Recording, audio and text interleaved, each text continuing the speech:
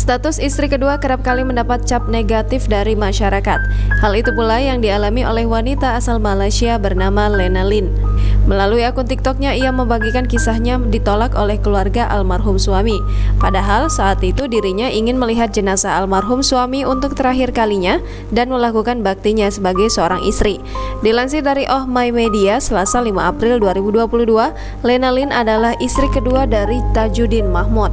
Dari informasi yang beredar, Tajudin Mahmud meninggal dunia pada 23 Maret 2022 lalu di Punggol, Singapura. Ia pun berencana melihat jenazah suami, namun malah dicegat oleh pihak keluarga Tajudin Mahmud. Lena Lin mengaku selama suaminya hidup, ia sudah berusaha menjadi istri yang baik dan merawat sepenuh hati. Oleh karenanya, dia bertanya-tanya apa alasan ia ditahan pihak keluarga, apakah karena statusnya sebagai istri kedua? Lena Lin pun mengatakan, dia sampai harus melakukan segala cara untuk melayat almarhum suami.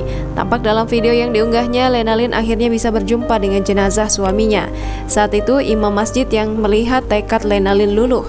Ia mengizinkan Lena mencium Tajudin untuk yang terakhir kalinya.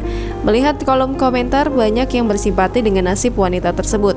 Tetapi banyak juga warganet yang memilih bijak dan menunggu cerita versi keluarga Tajudin untuk menghindari fitnah.